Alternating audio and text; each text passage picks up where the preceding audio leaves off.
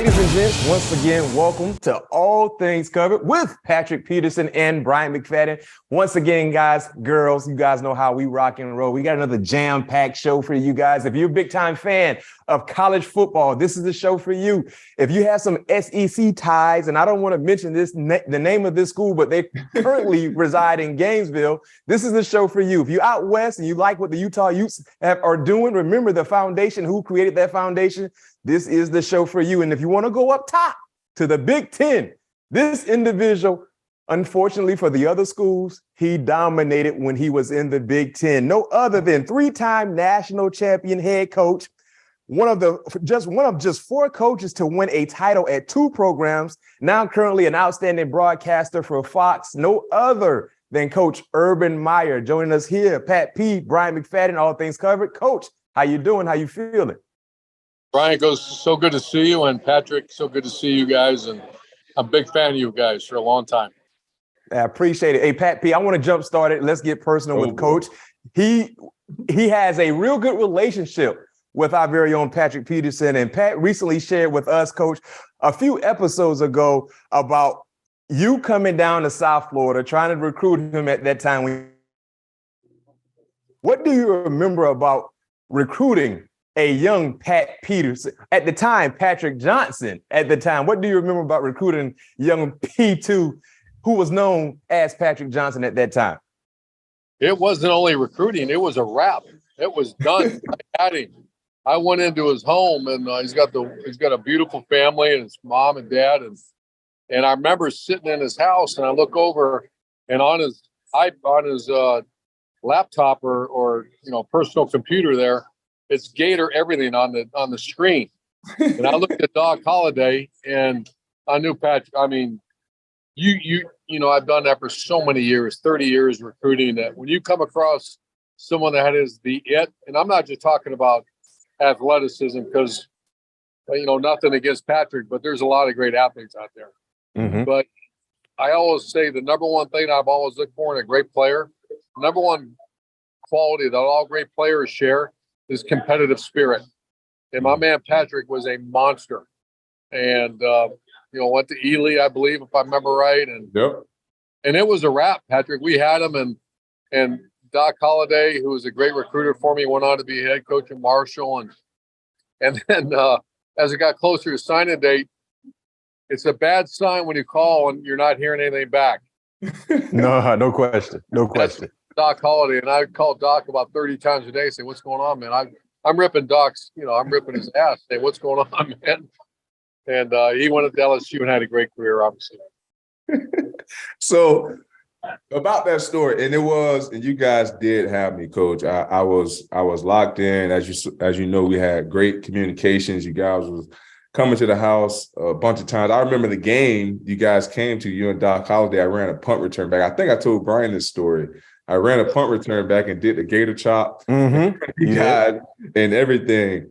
And what it came down to, Coach, it was my dad giving me more insight on college football, as far as giving a more deeper look into the recruiting process, understanding where you would fall in that totem pole as far as coming in play. I had no problem coming there competing with the Joe Haytons. I forget who the other corner was at the time. Me and Janoris was in the same class.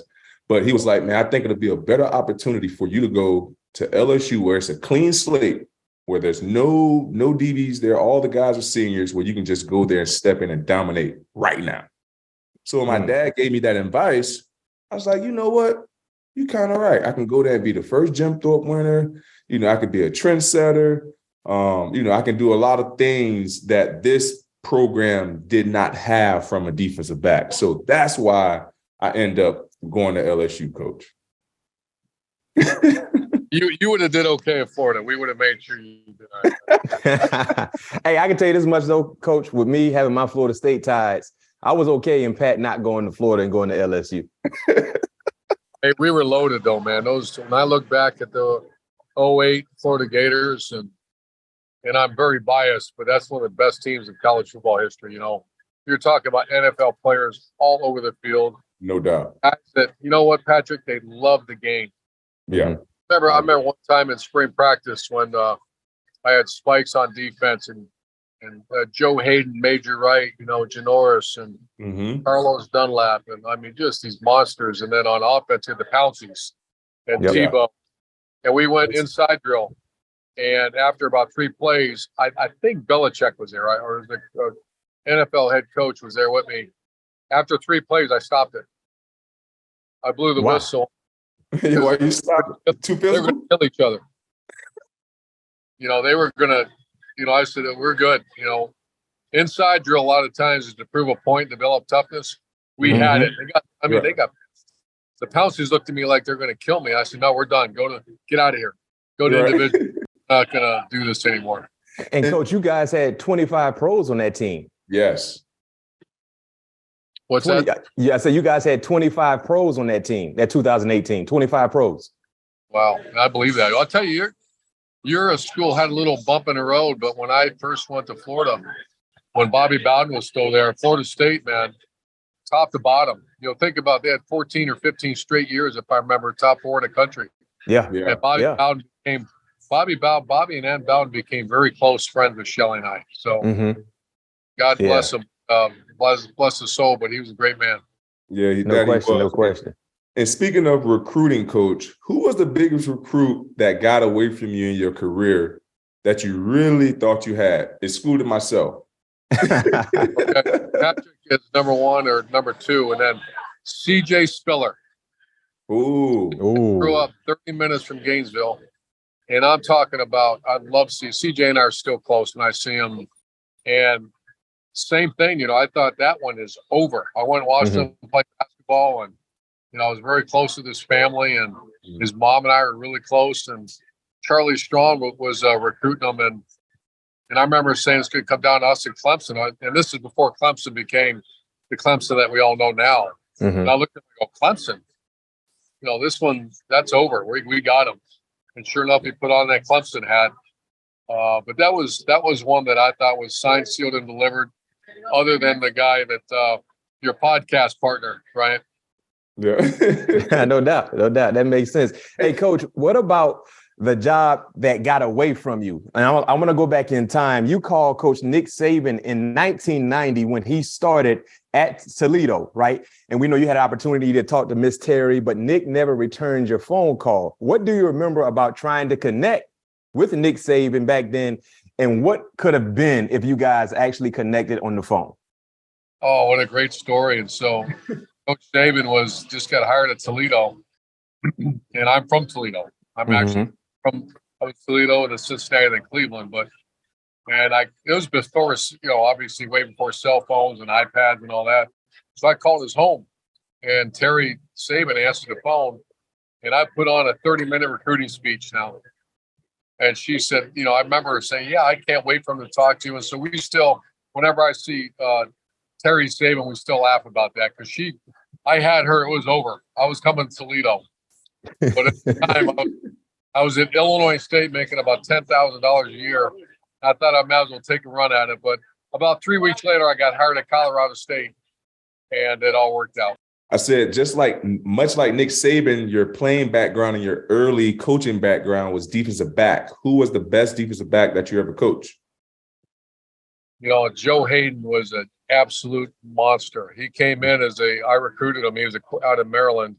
He was a quarterback.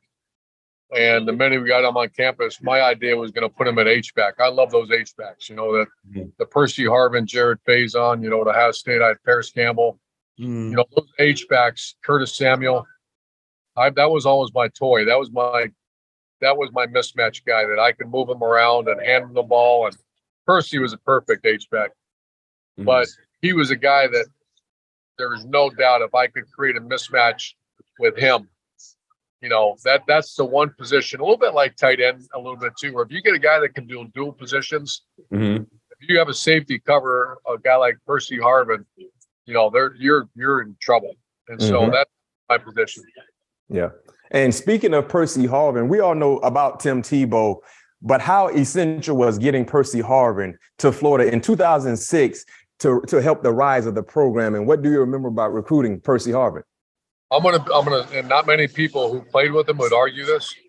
Percy Harvin, and this is including Zeke Elliott. This is including, all the, Zeke Elliott, the Bosa's, I've been lucky to coach Mike Thomas, these great players. But Percy Harvin is the best player that I've ever coached to put on a helmet. Wow. I think he's one of the greatest of all time. That you said he had migraine headaches. He had some injuries to his lower legs. But when he was right, that cat, he's the most violent. If you ever really study Percy, I think, Reggie Bush is my partner on Fox.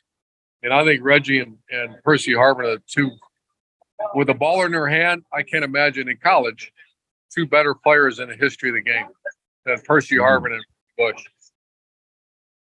Wow. Yeah. Percy Harvin. I had the privilege to play against Percy Harvin. And like you said, I remember the first play of that game in 2008. If you remember, it was like a little like an over route. I don't know what you guys call that, but he caught the ball on our sideline and he went for like 75 yards, cut it all the way back cross field and scored. It was like the second or third play of the game. It was. And then, the swamp came undone on that one. So that was that was like 3 games after we lost to Arkansas, and our team was fired up. And Percy caught that. And here's amazing: even playing a talented team like LSU, the minute the ball touched his hand, I saw he had space. In my mind, field goal. We're kicking the point here. This one's over. You ain't lying, because he had a ton of space, and it wasn't many guys around him because he was so elusive and fast. You had another weapon too, Jeffrey Demps. Yeah. Well, we had pure speed. Chris Rainey. We had Rainey, Demps, and Percy on offense, and so I was also the special teams coordinator, Patrick, and I just was enamored with blocking punts. In our national championship year, I believe we blocked 8, and I called it the freak show. And so, if you weren't a 4-4 or better, you weren't allowed to be on my punt block team. So here's an old name for you. You had Jeff Demps, Chris Rainey, Percy Harvin, Brandon James. You had the guy named Deontay Thompson. Oh yeah, Deontay Thompson from Deontay was from Belgrade or Pahokee. Oh yeah, he's a Buck City guy. Yeah, Mug City. Yep. And those guys would stay after practice to try, and I would time them. And if they didn't run a 4-4 or better, you couldn't be on the punt block team. That's how good that team was. Wow. That's crazy. Speaking of another good team, Coach, let's go to 2012, right? Ohio State was the only undefeated team, but couldn't play in the BCS due to a prior postseason ban. How would the Buckeyes have fared versus Notre Dame or Alabama that year in 2012? And do you believe you had a legit shot of having a 4th ring if you were able to get into the BCS opportunity? Yeah, that was a tough time. I took the job, and about 2 weeks later, I found out we weren't eligible for the NCAA came down pretty hard on the previous staff and said no bowl game, and we're going to take 9 scholarships from you. So, I was worried. And I was trying to find a way. Should I get out of this thing? Because, when I signed the contract, I didn't buy that we were going to have 9 scholarships gone. So the 2012 team was a great team, but I think we would have competed with Notre Dame. But if you push the clock back, Notre Dame got smashed by Alabama. Mess out of Miami. And I was there working for game day that day, and I watched Alabama play, and I sent a text message to every player and every coach, and I called it the chase. And I said, guys, we had a great year, but Alabama was so much better than we were. I said, we have to catch Alabama. And, I have great respect for Nick Saban and Alabama. And I said, the chase is on. And we had signs all over the facility I put up on the walls and in the indoor facility that we're going to chase Alabama. And, it's ironic. 2 years later, we caught them. And we played a Sugar Bowl and beat them. And our players, I remember, it was real emotional in the locker room. I mean, sobbing, guys crying. And when we caught them. Basically, was a story that the 12 team was really good, but that 2014 that won it all, that team we beat Alabama. How would you rank that team that won it all compared to what you had in Gainesville in 2008?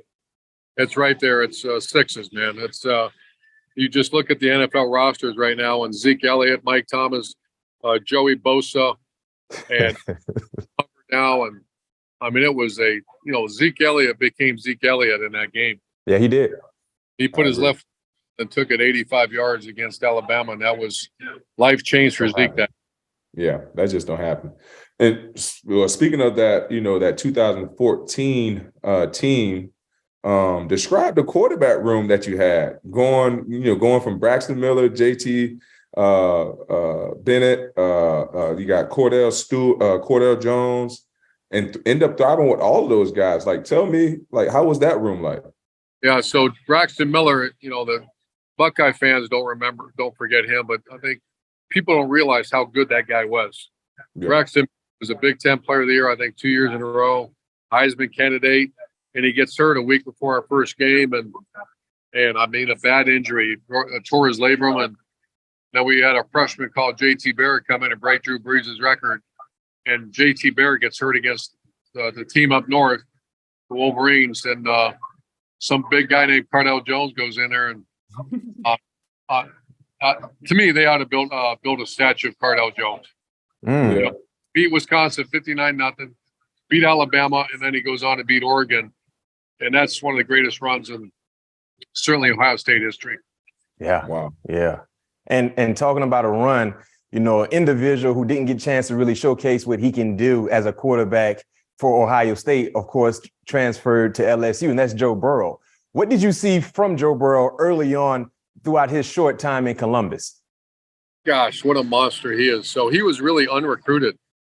If I remember, he had West Virginia and Pitt, and my quarterback coach, Tom Herman, went down to watch him. And I remember him taking his cell phone and started videotaping him from his cell phone. And I said, I just found your next Alex Smith.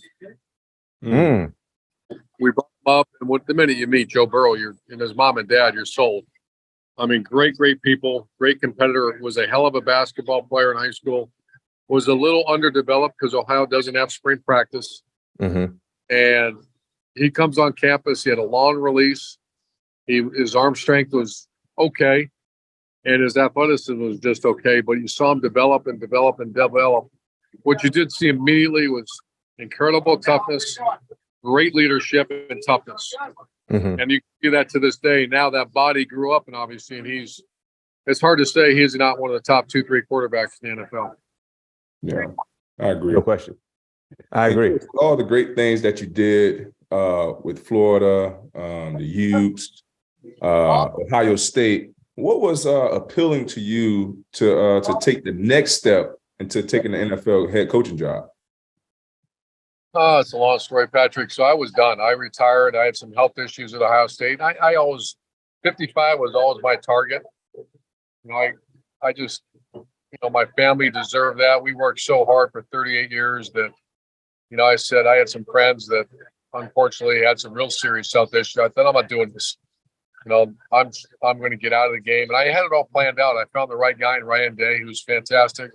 And I did. I retired and went to Fox. It was assistant AD for 2 years. And then I got approached by a few teams, and this team really appealed to me. Trevor Lawrence, who's going to be might be a Hall of Famer someday. He's that good and a great kid. And obviously it didn't go well. And, but I had no plans on doing that at all. It just happened. With that experience, when you look back, is there anything you wish you would have done differently? And seeing what happened in Jacksonville, do you have any other desires to return to the sidelines? No desire. And of course, I think I'd do some things differently. And, I was excited to see because they have a lot of different players. And when I was there, they did a really good job in free agency this year. And, but, to me, and you guys know this, it's fun. It's kind of funny when you say the NFL is a quarterback league. Pop Warner's a quarterback league. So is high school. No question. Right. It's a quarterback sport. And when you get a killer like Trevor Lawrence or a JT Barrett or a Cardell Jones or Tim Tebow, you got a chance. So they got a great future. Yeah. Hey, Coach, if you had to throw your bias aside, I know there are some schools in college football, because of the rivalry, you really don't like mentioning their names or talking too much about them, right? But if you had to rank the top 5 jobs in college football, and I'm not saying like there's a vacancy, but just the top 5, top jobs in college football, who would be in your top 5 based on the school, the tradition, the prestige? Who would you have in your top 5? That's a great one. But you know what? I put something in front of prestige and tradition, and that's talent. Yep. Georgia, I've always said Georgia, and they're doing it now. Georgia, within 3-4 hours of that campus, you stumble over players. Mm-hmm. And here's the interesting thing about Georgia. I think it's as good as high school coaching as there is in the country. Yeah. Mm-hmm. So I would say Georgia. I would say Ohio State. I would say the Florida Gators / Florida State, because I think they're really similar jobs because of the talent level. Yeah. I would say my man Patrick's job. I didn't recruit out. You know what? We didn't recruit out Louisiana. You know why? Why? Because all the good players are going to LSU. So I was really upset with my recruiting guy when he said he's made me fly to Louisiana. I said, we're not getting that kid. So, hey, Coach. I'd put USC there because of their talent. I know I'm giving them more than 5. Uh-huh. But to me, it's all you draw a circle within 300 miles around that campus, then go check the NFL draft. Yeah. And I would rank it according to that. Texas, Coach, so you mentioned 2 SEC schools, but didn't add Alabama. Is that basically because of the location, or?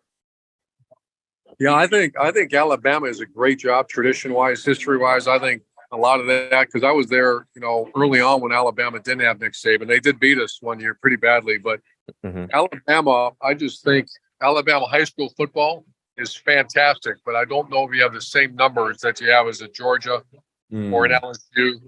So I would certainly see Alabama as the top 5, though. Gotcha.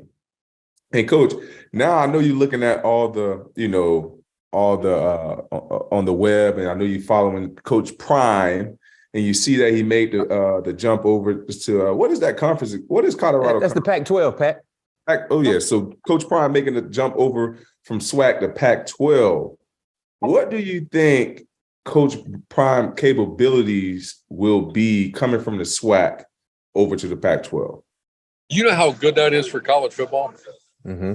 I mean, Prime, I became friends with Prime a long time ago. We did I want to say it was a Nike commercial way back in 2005 or 6. We stayed friends, and I recruited some of his kids before, but I actually talked to him before he took the Colorado job, because I just get phone calls from ADs a lot when they say, hey, what do you think about this guy? What do you think? I think he's already done something that hasn't been done at Colorado since Bill McCartney. Everybody's talking. Here we are on a podcast talking about Prime. Yep. Right. And every recruit is listening to him. Now he's got to close the deals. He's got to coach now. I mean, this is big boy, and he's up to the challenge. I saw the staff he hired, really impressed. But he's with much is given, much is expected. Yep. And he's going to feel that here pretty soon. I can because there's a lot going on, and Colorado and Prime is everywhere in the news. I see you getting recruits. Recruits are talking about them. So I think it's one of the best things that happened to Colorado football since when I remember back with Bill McCartney in 1990 when they won it all. No question. Bill McCarthy. Out there, Darian Hagan, Eric Bieniemy, Chris Hudson in the secondary. Those are some iconic names back for the Buffaloes back in those days. No question. Voters. Yes, sir. Yes, sir. Hey, Coach, so what are your early expectations for Colorado? What do you expect to see in year 1? I think he's going to flip it. I think he's going to, nothing crazy the first year, but I'd say within the first couple of years, I'd see they were very poor the last couple of years. And I'm seeing certainly a bowl game and a 8-9 win season. And then I think next year after that, because I really appreciated he hired experience on his. I was looking at that too. He hired some really experienced coaches on his staff, which he had to do. Right. Yeah. In order to succeed for sure at this level. And take the program where you want to take it for sure. Yeah. Hey, Coach, one last question for you before we let you go. We know you follow college football religiously. Who is your way too soon champion for next season? That USC team's something now. Uh-huh. Caleb Williams, I got to witness him against Utah. Fox did that game, and I was on the sideline. And, you know, I just saw he got hurt, you know, on that long run. He got hurt. He wasn't the same the rest of the game. Yep. So anytime you got a guy like that as a returning quarterback, and Alex Grinch is their D coordinator. He coached for me at Ohio State. I think he's really good. They struggled on defense. And I'm kind of watching, but if they can hit the transfer portal and get some players on defense, I really think USC is going to be right there.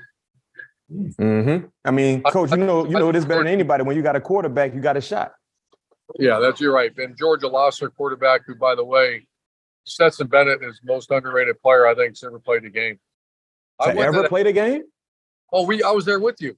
Yeah, we were together. Yes, sir. You remember, I can't believe how small that guy was. Yeah, he's little. I remember, I think you told me, I said, where's the quarterback? And you go right there, and I go, holy cow. 5'11", 180. But he's a monster. I mean, his leadership, his toughness, incredible. Yeah, that's awesome, man. Yeah, no doubt. Well, hey, Coach, man, thank you for joining us. You, All things covered. Patrick Peterson, Bryant McFadden, man, 3-time national champion. Head coach Urban Meyer is joining us, man. Thank you for following us and giving us an opportunity to chat with you, Coach. And hopefully I get a chance to link with you sometime to do it during the season and talk some more ball. Hey, Patrick and Brian, let's do this again. Brian, we talked about, let's make it, every once in a while, let's do this thing, because I really enjoy you. No question. Hey, right, Pat P, we down for it. So say less, Coach. We were fired up about that. No doubt about it. I got to get you out on the links too, Coach. We got to get the round of golf in too.